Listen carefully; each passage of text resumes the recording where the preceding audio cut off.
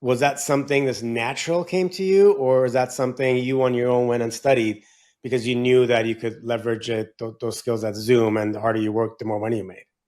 Yeah, so one of my big philosophies that I believe in is volume indicates luck.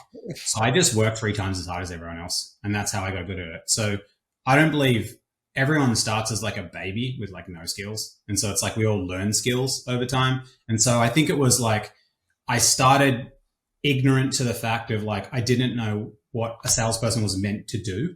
And so when I went into it, I just did what felt normal. And that was like, okay, if I chat to more people on the website today, each time I got a qualified lead and gave it to a rep, I made $70.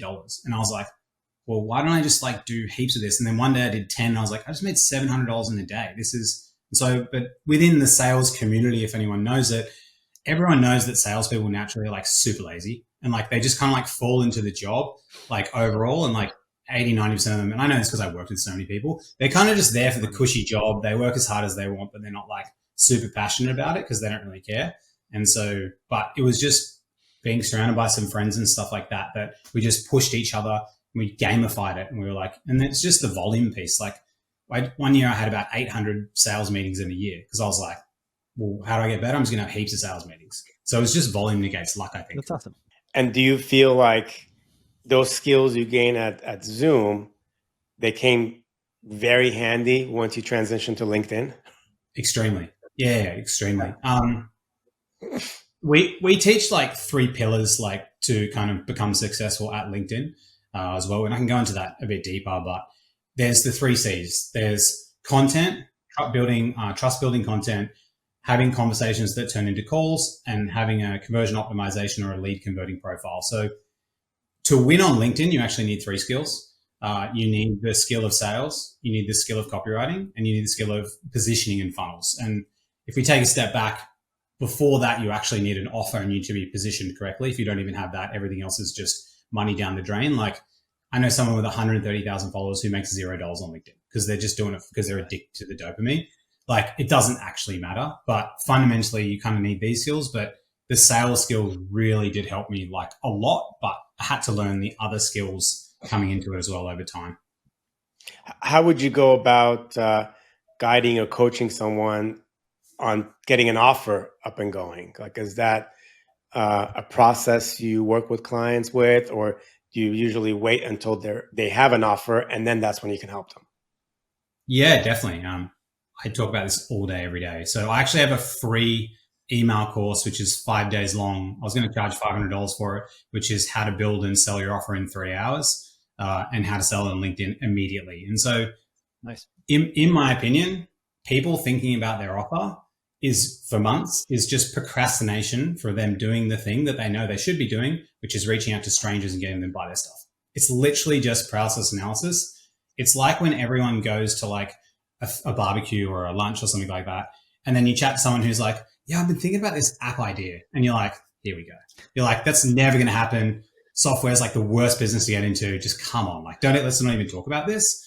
The way that offers are built, you initially need to go through, validate like the offer in the marketplace. So you need to be like, okay, what are my skills? Like, what am I okay at? What do I even care about? Right. And the easiest offers to start off with are just help people make money. That's it. Like if you don't have an offer, don't play the video game on very hard mode. Don't try to be a mindset coach or a wellness coach. Very bad.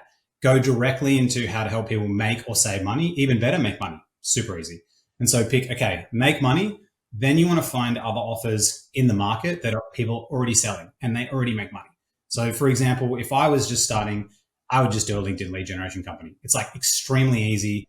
There's a billion people on LinkedIn. You can show anyone how to do it, like extremely easy. And even if you're not passionate about it, it's like literally irrelevant because passion is born from mastery.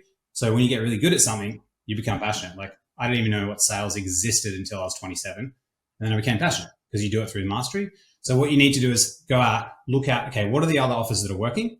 Then we essentially help you build just what's called an offer doc, which is just a sales letter. Then you need a pitch deck.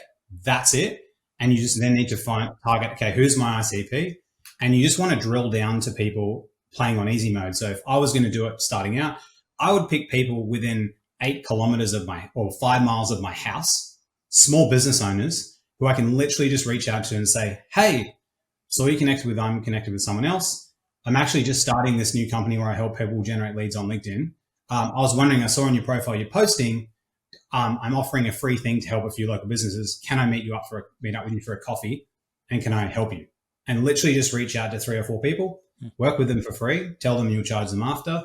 And then after that, you'll just start getting referrals because you're spending time with these people and working with them. So it's the big fundamental problem, in my opinion, with all of this is literally the fear of talking to strangers.